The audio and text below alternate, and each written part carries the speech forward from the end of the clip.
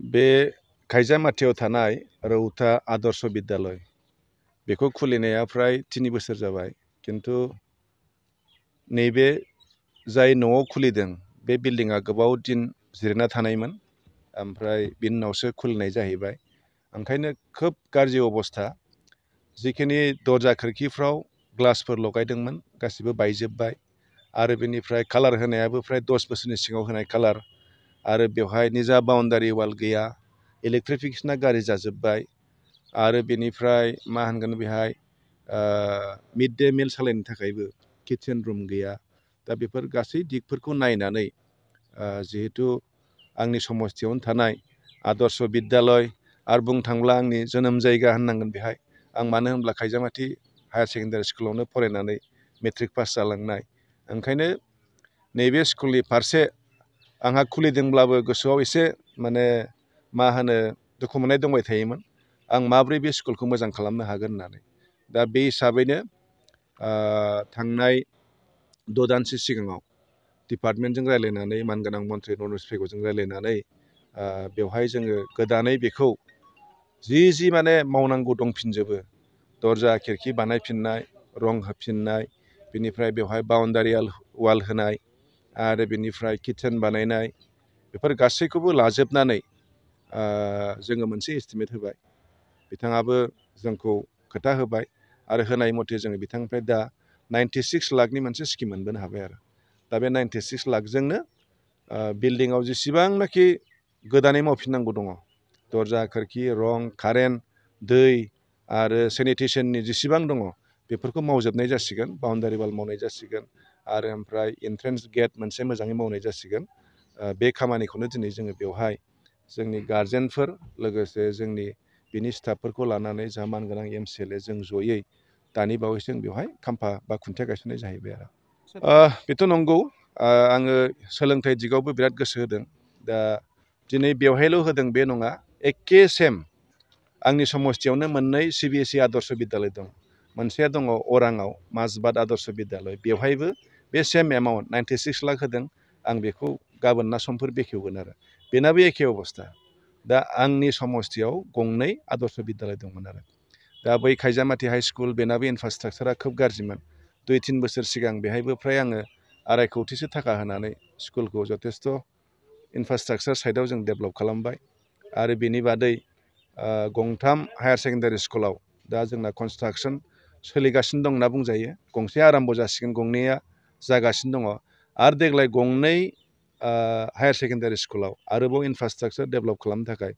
आरोबाव 7-8 कोटि थाखा करि होबावनाय जासिगोन आरो थ' बेबायदि खामानि मावदों बेनि अनगायैबो एबार ट्राइबेल एफेयार्सनि गेजेरजों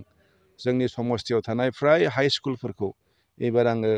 मेजर रिफायरिं हिसाबै मथा मथि 1 कोटि 1.5 कोटि थाखा गारनानै फ्राय बानायफिननाय जागोन आरो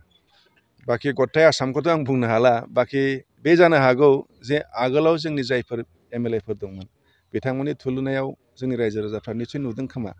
बांसिन मावनाय आवगोलाव रायजोफ्रा बधय लुबैसेयावबो बिसेयावबो मोनाखैमोनदां बेफोर खोथाफ्रा बिनि थाखाय ओंखारनो हागौ आरो आंथ' नुवाखै नोंथाङा जिहेतु सोंबाय अब्लाथ' आंबो फिननाय होनांगोन दा बाखिखौ बुंला जुदि उदालगुरियावनो मिथिङा जादोंब्ला उदालगुरि टाउनावनो आं मा मावखो मा मावाखै हिसाबखौ होबा नोंथाङा ओरैनो मोनगोन उदालगुरि टाउननि 4 लेन लामा बेखौ जों BPFआ मावदों उदालगुरि टाउनाव स्टेडियाम बेखौ जों BPFआ मावदों दा नैबे खायजामाथिनि लामा भैरबकुन्दनिफ्राय गरायमारि खारफिटिया बेखौ आंनो मावदों जों BPF हिसाबै 42 कोटि थाखा होदों बेवहाय आरो बेनिफ्राय साबखाथिनिफ्राय जोंनि आबसु अफिसनिफ्राय उदालगुरि रेलवे गेट आबसु अफिसनिफ्राय साबखाथि जानानै भगतपारा बेखौ जों BPFआ मावदों आरो बेनिफ्राय दा बुंनो थांब्ला नैबे लामायानो खायजामाथिनिफ्राय धालकाटाखौ आंनो मावदों बेसेबांबा बुरजा थाखा होनानै आरो नोंथाङा नुबावगोन दा उदालगुरि DC अफिसनिफ्राय एखेबारे कालाइगावसिम थांनाय लामा बेखौ जों BPFआ मावदों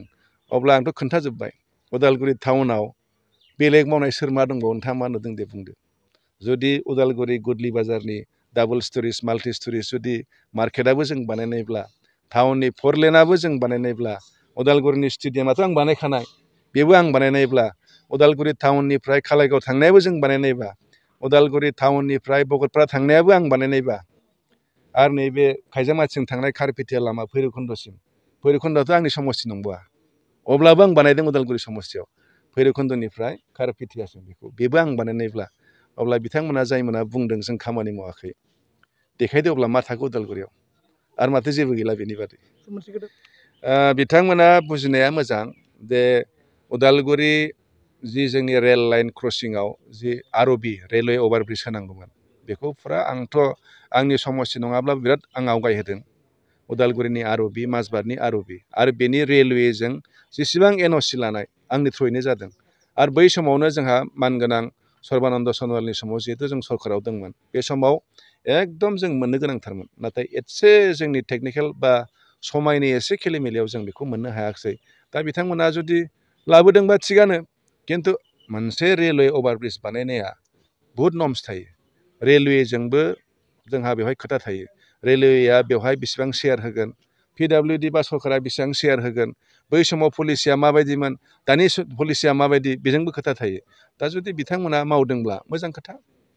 खिन्थु दा उदालगुरिखौल' बुंनानै गावसोर गोग्गाबाथ' जानाय नङा जोंनोथ' आरबि होनोब्ला टंलायावबो नांगौ